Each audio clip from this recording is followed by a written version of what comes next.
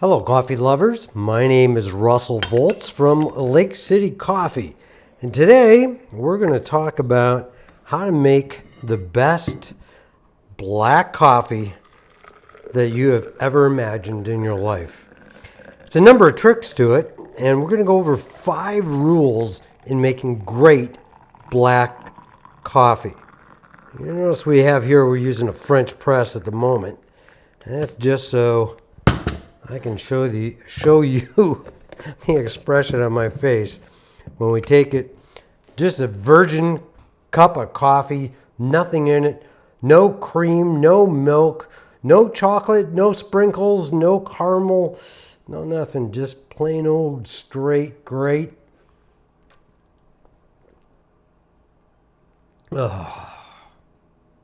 Smooth coffee. Now keep in mind, I'm not a big fan of really strong, bold coffee. I want something smooth. I want something smooth as a baby's butt and, just nice going down, relaxing. I want an experience. I don't want the caffeine. I want the experience of having coffee. And that's what we're going to talk about today. So the first reason somebody might want to go with black coffee as opposed to, coffee that has all kinds of additives to it, is it just tastes great. And when it tastes this great, this kind of coffee, you don't want all that other stuff. Not to mention, this is 2 calories per 8 ounces. 2. Where you start adding all that other stuff, you could be 300 calories.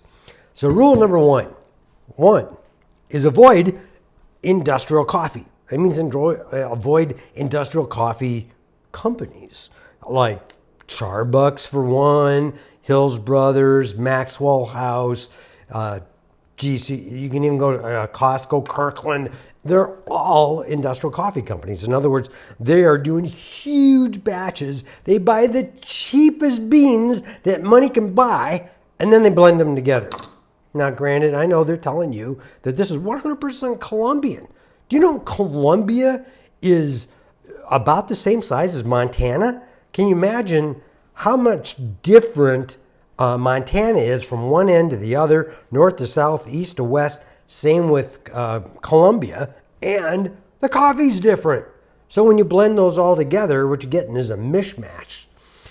On top of that, because they're buying the cheapest beans that money can buy from the industrial coffee companies, they also burn the snot out of that coffee.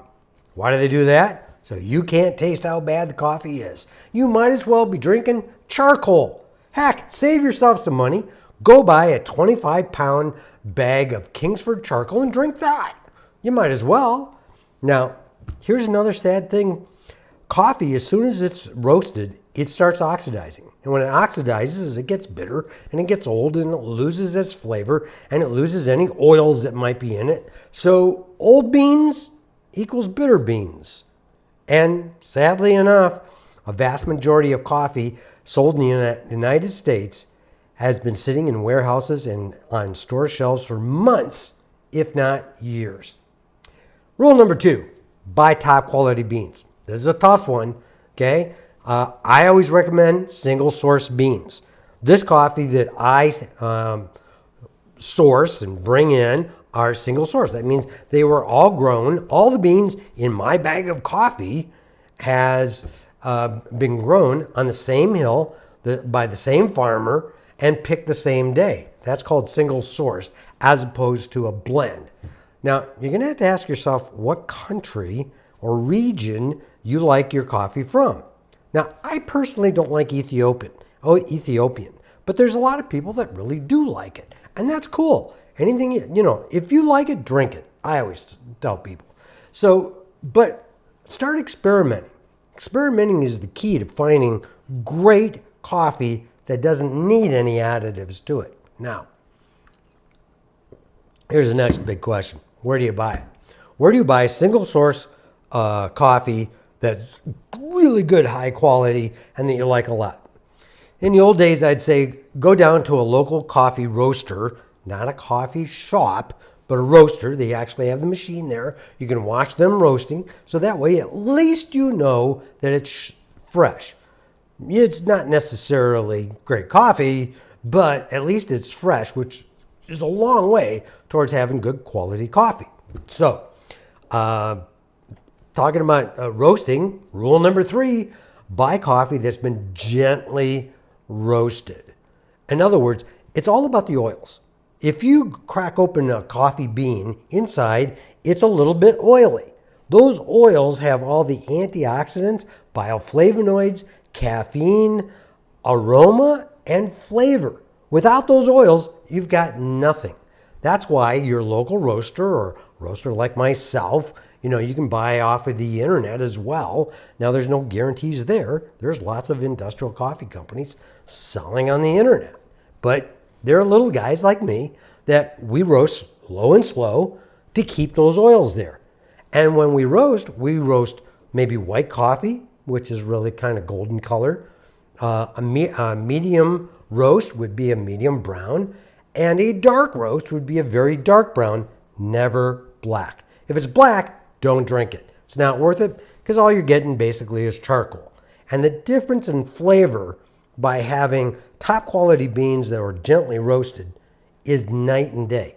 Now, lastly, the big deal is you want coffee that has a roast date stamped on it. We take every single bag that we've got and we stamp the date that we roasted it. So it comes out of the bin, we stamp the bag, we fill the bag up with beans, we stick it in a box, it's still warm, goes to USPS and gets shipped off to you. So roasted and shipped the same day. All right, now let's get down to the specifics on learn how to make great black coffee. You want black coffee like this that doesn't need anything? It's only a couple of things you need to do.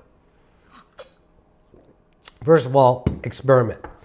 If you're not willing to experiment, you might as well go buy some cheap, nasty coffee and use a drip machine, right? So if you want to make great coffee, all you got to do is experiment a little bit. It took me about 6 tries. 6 tries before I hit on something where I went, wow, this is amazing. And duplicating that without a scale, that's number 1. Weigh your beans. Without a scale, you're kind of guessing. This is a 1/4 cup. This is what I use to make 16 ounces. A 1/4 cup, you add 6 more beans to that, you change the flavor. You take 6 beans away, you change the flavor. So weighing is critical. I use 20 grams of my beans for 16 ounces of coffee. It's just what I happen to experiment and go, wow, this is really good. And by weighing them, now I can duplicate it every time. Next question is grinding. You go 1 notch finer or coarse. Take a look at that. You see this is a typical electric grinder. 1 notch will change the entire flavor of the coffee. Generally speaking, the finer the grind, the more bitter the coffee, but also the more flavor you get. The coarser the grind, the more smooth the coffee, but you're not getting quite as much flavor. Therefore, grinding is critical. Now, I use a manual grinder because it's made in the USA. All electric grinders all come from China. I don't care, even if it says Italy on it, it was made in China or the parts all came from China. Every single part of this little booger here was made in Missouri by Red Rooster Trading Company. Great product. Okay, that's grinding beans. Now brewing.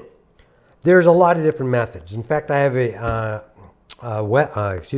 article on our website. All you have to do is go to our website, lakecitycoffee.com, go up to the FAQ tab and look for the article, which also has a video, how to make smooth coffee. Pretty simple, pretty straightforward. I go through probably a dozen different ways of making coffee and the advantages and disadvantages of those. These are my top 3 right here. So I just used French press. I think it has more taste, but since we're using extremely smooth coffee beans, I'm not worried about it tasting bitter at all. because it's so smooth. So I'm getting full-bodied, full-flavored, and smooth out of a French press. Now, if I was using beans that weren't quite as good, I might go with the slow pour-over. Okay, this is a Melita, made in the USA, by the way, along with the Melita filters. You see them everywhere. So that'll make it smoother. This, my friends, is what's called an AeroPress. You can find them on Scamazon, or a lot of even grocery stores will have them. You simply put a filter on the screen, stick it on here, throw your coffee in, put it over your mug, pour water in it, and then press this down like a syringe. And this, one of my customers said, the AeroPress will make dirt taste good. So stick with that. So if you really want smooth, and say you're new to drinking black coffee, you've always added cream, you've always added sugar, you've always added those things, and you're thinking, I want to get away from that 300 calories. I want to see what real coffee tastes like. Go with this baby to start with, the AeroPress. Pretty darn neat. So, Lake City Coffee. Alicia and I started this 2015. The whole focus on it was basically we want a coffee that we loved. Super smooth. So we only have one bean from Costa Rica, and we have 3 roasts. White, medium, dark. Of course, we have decaf as well, etc. But one bean, 3 roasts. And the good thing is 50% of the equation for making a great cup of black coffee is having the right beans. We can do that for you, and we're there for you. So we'll take care of that. The other 50% is on you, and that 50% is learning how to make coffee, and that's what our website does. We're in your corner.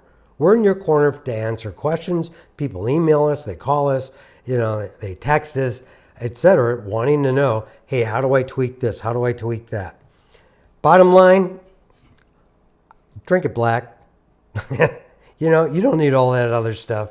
You get the right beans, and the process of learning how to make smooth, great black coffee isn't that tough. If I can do it, you can do it. So, if you have any questions, get in touch with us. Have a great day.